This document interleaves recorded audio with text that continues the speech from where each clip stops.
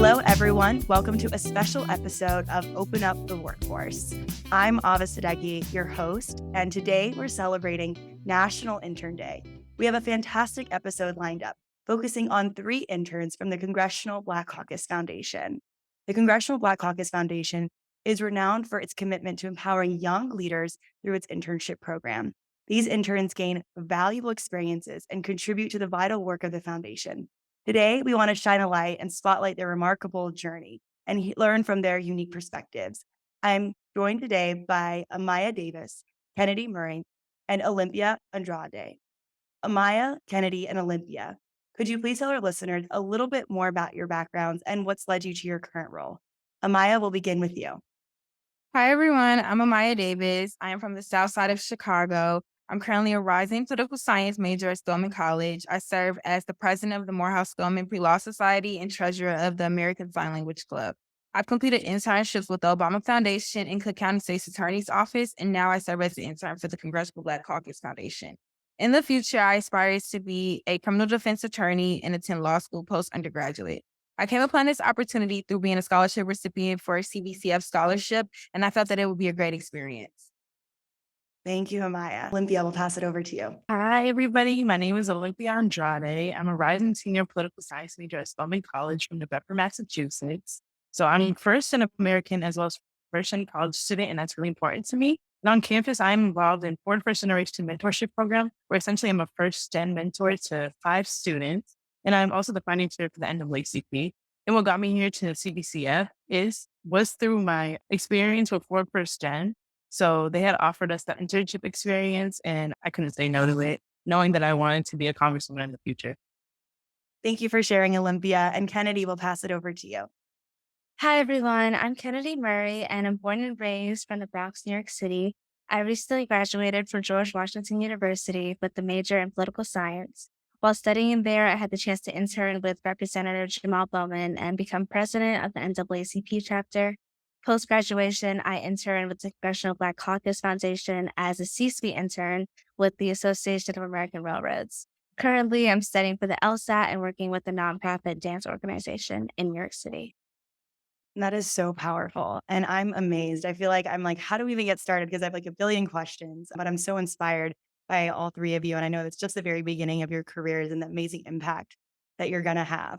So would love to dig into your current experience right now and your internship, given that it's National Intern Day. So we'll start off with you, Amiya. Will you share just a little bit about an experience that you've had so far that's been exceptional or a standout moment in your internship? I honestly think every day in my internship stands out. However, I think the most memorable experience within my internship was just bonding with my cohort members as well as other interns in my office. So my cohort currently consists of 62 other individuals. And then there's also 4 other interns in my office. So just being around my peers and expanding and attending briefs or hearings and gatherings outside of the workplace really helped me to create networks and bonds with my peers around me. So I think that this experience just really helped me to build connections all over the world and really just dig deep into what it's like working on the Hill and other students that do consist on work. That's one thing, Amaya, that I think about when I look back at my own experiences in my internship. It really was about the people that are in the program and building those connections. And it's kind of exciting that now that, I'm a few steps ahead, I'm seeing all my friends moving along too. And everyone is so proactive trying to support each other. Everyone wants to hear the latest, wants to support one another. So I am so happy to hear that you're doing that. And I think that's the best thing you can be doing is really tapping into that network. Olympia, I saw you nodding quite a bit during that. Do you have anything else to share as far as like an exceptional moment to you during this experience so far? I would definitely agree with Amaya. Essentially, I've created so many connections throughout this program that I couldn't even imagine. And really being in the program expanded my network. I really didn't have an idea of what a network was before. I had like a brief idea, but being in the seminars, learning more about networking, learning more about the opportunities post grad, and just knowing that there's a place for me maybe on the Hill later on was really fun. And also another experience that really stood out to me was sitting in on the education workforce committee. I was able to ask questions about expanding, I would say, study abroad programs for other schools and seeing how that kind of manifested itself. That was really exciting for me. So just being there and getting everything. That's an amazing standout moment to really see things happening in real life. I love that in the internship experiences. Kennedy, what about you? Anything from your end to share? Yeah, I would definitely say the standout moment was just a realization in my head that the space change that I was in, because since I went to George Washington University, I was already in DC, but being in the CBCF program, I realized that I was in a whole nother bubble that I had never known about or knew even existed. And so it was really when I went to this a reception for the celebration of Hakeem Jeffries, Minority Leader, and I was just surrounded by such successful people of color, and it was just such a realization that, like, wow, like this can really be my pathway. And so I think just coming to that in my head was a really big moment for me personally. That is a really big moment. And I know even for me building Simba, I had a mentor who looked like me and was a CEO and mentored me through that journey because it was really hard getting started because sometimes it can be challenging to visualize it when you can't always see it in front of you. So that's really, really powerful. And on that note, we'd love to start the discussion on how companies can better support early talent and interns in the workplace. Are there any specific initiatives or practices that you believe are beneficial? And Olympia, I'll pass this over to you. I would say a component that I really like about CBCF is that they provide housing for their interns. I feel like that's really important, especially coming from a disadvantaged community. Knowing that I may not have the funds to be able to be in a program just because the housing is a barrier, knowing I have the skills but not having the funds is really important to me. And I will also say taking students from a very diverse background. So knowing that I'm first and being able to be in this program, being able to excel and seeing that there is opportunities for people like me is really important. And then also, I feel like it's important for everybody to cater to everybody's skill set. So essentially, coming with something and expanding on it and showing them that there are different skills out there and how we can improve them so that they'll be able to go into the world and be trailblazers. I think that's really important. Thank you for sharing. Maya, I would love to get your perspective too, what employees and companies can do. I think that companies can support interns by providing them more mental support. Entering new workspaces can be difficult sometimes, just getting adjusted to the new work culture, the new work environment, and the new, possibly new location if you did have to relocate for employment. So I think that just providing interns with those resources would really be great to help provide them with the resources that they need to be successful within their jobs. I know that some young adults are experiencing moving away from home, as well as just anxiety, dealing with school, as well as now entering the workplace. So just providing therapy and professional development days where interns are able to talk to their coordinators and just meet up with someone to always have that connection with and be able to talk to would be great. I couldn't agree more. I remember when I was first doing my first internship, being nervous to ask questions and being like, I don't know always where to go and wanting to kind of seem smart, but this was my first time ever in this space. And my family being in medicine, I couldn't really turn to them like, is this the right question? Is this the right way we ask this? So I feel like that's so important. And I'm glad to hear that they're supporting the housing support because I know when I was in college in Tucson, Arizona, all my internships were unpaid. And not only that, I had to relocate. So we're really passionate about paid internships and also the full suite of the whole experience for making sure you can also pay to relocate and pay to live. So that's so, so important that you bring that up, Olympia. The next question that I have is around ways that companies can open up more opportunities for talent. So how organizations might be able to overcome some of these. Amaya, do you have any perspectives here?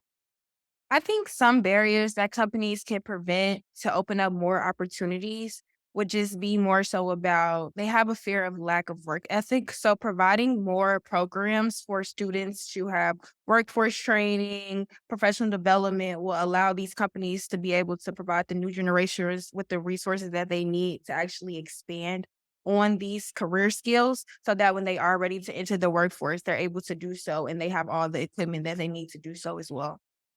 Yes, I think it's almost like a myth we need to debunk in a way, like that work ethic. And I feel like that always happens. Like even when like millennials were entering the workforce, the generation above them had thoughts and statements. And then now we're just seeing this like cyclical wave again. And so this gets us to our next kind of question. That's a very important topic and dear to what we do a lot of research on is around Gen Z and the Gen Z intern experience. Kennedy, I'd love to get your perspective on what skills and unique perspectives that Gen Z brings into the workplace and how you think really Gen Z can shape the future of work. Definitely. I think with just the new era of technology being such a big thing now in workplaces and just workspaces, I think I used to work as a social media manager for a nonprofit company in DC. And when I was there, I realized that it's really a way for output to be spread to everyone and not just a specific group. And so I feel like people kind of will overstep or not think about what the power of social media is in our current day of age, and I think it can be overlooked in a lot of different ways. And then also with the new AI coming out recently and just different things, there's just so many things that can happen with the new social media and AI. So I think companies should pay more attention to that and how Gen Z being young, like we know a lot more about it, I think. So I think people can overstep that in a lot of ways. Now, there's this powerful element of like learning from each other and almost like reverse mentorship in a way. And that's why we believe at Simba, it's like all about symbiotic relationships because it's like everyone is gaining value, not just one person. And I think you can learn from so many other people. We have interns here at Simba, and I'm always just amazed by the new techniques that they're bringing in, the new strategies that they're learning from their friends or in school and in practices. And it's so important to elevate that and really give that a platform. Olympia, could you give us your perspective on the Gen Z internship experience and what they can bring to the table? I think we can bring a lot to the table in terms that we're really coachable and teachable. I feel like we're ready to learn. We have a thirst for knowledge. And I feel like that's really important to hone in on as an intern. I really just think we should just continue to contribute to the workforce by breaking barriers and teaching about boundaries and different things that people see as maybe that thinking that a mindset is lazy. We're not necessarily lazy. We just have an understanding of work-life balance and that we're not going to work past a certain time. We're not going to let our work interfere with our mental health and just understanding that. So we could bring a lot to the workforce in terms of just new perspectives and being teachable and coachable, and also having that same with our counterparts. Yeah. Something I definitely, even in my practice, need to learn more of. Like, how do I really make sure I fill up my cup and understand where the balance is between all those? So I think that's so, so important. Maya, you hit on that a little bit earlier, talking about mental health and how we can kind of support and create more to support that. But is there anything else that you would, highlight as the Gen Z experience? I would definitely say that I agree with Kennedy and Olympia. I think that as Gen Z, we're able to bring a different sense of creativity to the workplace. I think that growing up in this time, we are allowed to have more advanced technology, like they said, AI and different social media platforms that really help us expand on this creativity. So being able to identify what is currently happening in the world and the new trends put us all at advantage. And it actually helps us benefit the companies that we work for because we're able to help them attract the newer generation. So I think that with this program, we're able to help more companies and more employers stay relevant and up to date with society. So I think that companies definitely have to take advantage of the new Gen Z generation because we're what's going to help them stay relevant within the future. I couldn't agree more. And I think from so many different perspectives, not only the technology, but like what's hot right now? Like, what are people interested? How do we position things? Like, I've learned from TikTok, like, how do you capture people's attention in a very quick span? How do you articulate and become even more concise? So I think there's just so much there. Kind of the next, thing we kind of want to move on to is really understanding from your perspectives. What advice would you give to others that are entering the workforce, that are Gen Z or even Gen Alpha, as we think about going down? What would you tell them as they're entering the workplace? Yeah, I'll pass it to you, Maya. I think that my main advice would just be to take risks. I think that sometimes the best experience can come from jobs or opportunities that you thought you would never qualify for. I know for me, with the Morehouse Bowman Pre Law Society, I submitted the application to be secretary about 30 minutes before the deadline. And I had absolutely no hope in getting this position. I was just like, at least I submitted the application, but I don't think I'm going to get selected.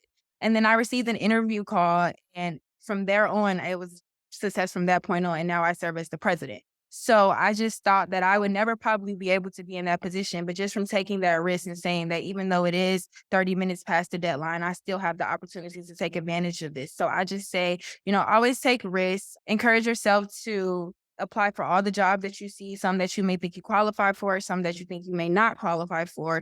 Take out of state experiences. Relocating can be difficult sometimes, but if you do have opportunities to where you're able to financially afford taking out of state experiences, gain experiences out of state, and just never be afraid to take advantage of the opportunity that the world has to offer. That's so powerful. Thank you, Maya, for sharing. I know my first internship, I actually got rejected, and I emailed them to ask for advice on what I should do next year to get accepted. And they emailed me, said, Ava, we found a spot for you. So never be afraid to take risk. And I feel like always from, my perspective, also learn from the times where you don't get things, push back and ask. That's what I learned from my internship experience. Kennedy, what advice would you have for someone else entering the workplace for the first time? Yeah, I would definitely say 3 things. I didn't really know what a coffee chat was my first internship, but my second internship, I was doing it almost like every day of the week, just trying to meet new people and expanding my network. And network is really just so important in these things because it can lead to your next opportunity without you even knowing it. I would say that, and then definitely use LinkedIn as like my main resource to just see who has the job that you want and see how you can move to those steps in your career as early talent people as we are. And then the third thing I would definitely say, which I just learned from like senior level executives that during my coffee chats is that they tell me that there's no straight path. And so just say yes to almost every opportunity you get, even if you don't think that it's up your alley, it might lead to something that, is better than you thought. So just be open minded, I would say. Thank you, Kennedy. I love that advice too, because we were preparing for this call, I shared that my path was definitely not the normal path. I studied economics. I thought I was going to work at State Department, and that was going to be, my path to being a diplomat, and that was it. And I took really a 180. I was like building a tech company and had absolutely no idea what I was doing. But those coffee chats and those networks help you. And my mentor said, Ava, literally look on LinkedIn. People are showing you openly, like open sourcing, like what they did to get where they are now. And you'll see that it's all over the place. So it's so cool that you share that guidance and advice. That's wonderful feedback. Olympia, what feedback would you give? I mean, these girls just hit the nail right on the head. They took the words out of my mouth, literally. I think I'm just going to reiterate the being open to opportunities, as everybody has said. Just be open, and you might not go down the path that you thought you were going to go down, and you might not get the opportunity that you think you're going to go down, but have this other one. So just take that one and see what you can make out of it, really. Couldn't agree more. Being open, taking risk, embracing this change. And, I look to all three of you. You're leading the light and creating so many opportunities. I think for others, as they listen to this, they'll get inspired, hopefully, and see, that there is an opportunity for them to keep moving ahead and moving forward in their career. It's so, so, so important. And so with this, we always ask at the end of our podcast around what it takes to open up the workforce. And so for us at Simba, that means equitable access to jobs and wealth creation. And so we'd love to get all three of your thoughts on what it will take and the next steps leaders need to take to open up the workforce. So, Kennedy, I'll first ask you. Yeah, I definitely think that with recent DEI initiatives, it's really important and just making sure that you're open to different communities and different types of people because everyone has a different background and therefore has different things to offer. And so I definitely think just taking into account everyone, even if their background doesn't represent, something that's exactly for the job, they may have skills that you don't even know about that could be really good for it. So I would definitely just say to employers, be more open and be more optimistic with people that they hire. You never know.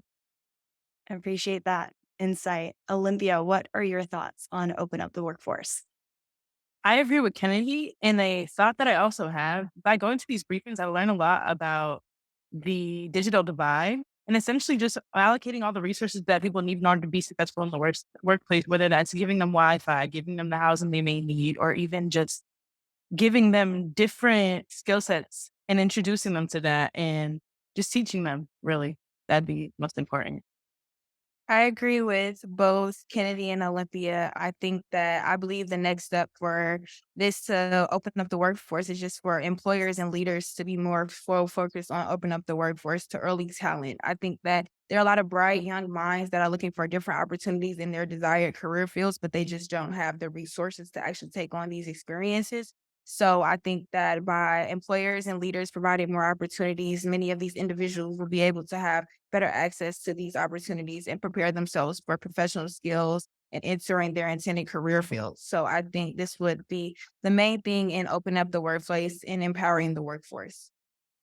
Thank you, Maya. And I see, Kennedy, you have your hand raised.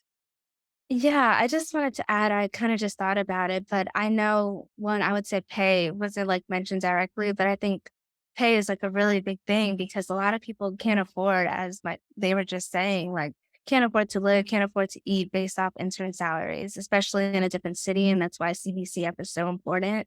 And then I also know that some companies will have a resume template of like what they want and what they're looking for. And so I think resume and cover letter template, those are easy and just, free to put on the site so that people know what they're looking for. Because a lot of people are in areas where they don't know like what is, what's going through the resume folder, what they're actually looking for. So I think just those two things are really important that may be looked over constantly, but are really important for people. So yeah.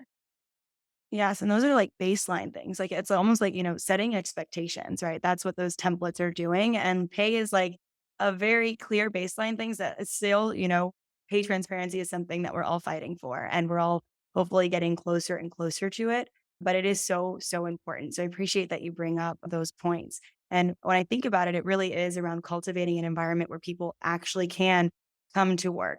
When I think about human rights and what I studied in my classroom in the academic center, it's you can't have your basic human rights and be able to pay for these things. How can you realize your other rights? How can you really do some of these other things that are so, so important for us? So I appreciate all the insights that you shared. I'm always so inspired when I get to meet with young leaders. And I think that what's next for the world is so exciting. And I'm really have so much optimism. So I appreciate all the work that you're doing. And I'm so inspired today.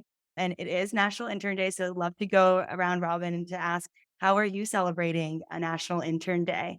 Pass it to you, Amaya. So I am celebrating National Intern Day at my closing ceremony with CBCF. We have our closing ceremony happening at 6 o'clock. So I'm excited to look for that. We have some contests going on best dress and who will most likely be president. So I'm excited to see who wins those. It will also be my last day at work. So I'm excited to just close off with the ones that are around me and just actually just soak up all the Hill experience before it's my last day. So fortunately and unfortunately, I'm part of a MICE cohort, so I will also be spending my National Intern Day at our closing ceremony. But it was within my last day in my office, and we're going to be doing a forum on health disparities in Black men and boys because my member is part of the Commission for Black Men and Boys, the advancement of Black men and boys. And yeah, I'm just really excited to close out my work experience, start my school year, but I'm also really sad at the same time. It's like bittersweet. So I'm excited for that.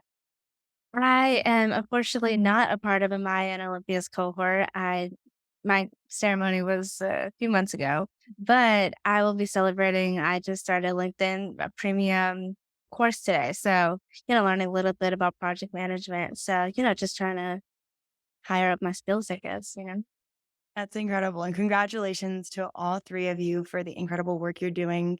It's really powerful and incredible, just Olympia, to hear that you're working on that initiative and you have a front row seat at it. That's really, really powerful. So before we wrap up today, anything else to share? I think I just want to say thank you for interviewing us. I had a really great time and I would love to learn more about Simba and what you guys do in total. I'm definitely going to be researching you guys a lot. Yes, I agree. I thank you for reaching out to me and providing me with this opportunity. I think that this was a really great platform to provide more early talent students with more opportunities and resources to actually jump into the workforce. So I hope that we provided you guys with a lot of intern experience about our internships and that it helps someone else. Yeah, I just want to reiterate, thank you so much for having us and, highlighting CBCF because it's such a great program that not a lot of people know about, unfortunately. And also, you're just such a powerful woman. I saw your LinkedIn, Forbes 30 under 30. It's amazing. So yeah, I just want to. Thank you. That's such a beautiful to note to close out on. I really appreciate all of the work that all three of you are doing. And I'm so excited because this is just the beginning of what's in store for you. And when all of you did your intros, I was like, wow, sounds like you've already had a really exciting full career. So I can't wait to follow along all your journeys and know that everybody here at Simba is here rooting for you. Our community is your community, and we are loud and proud about it. So thank you all. And congratulations again and happy National Intern Day. We appreciate you.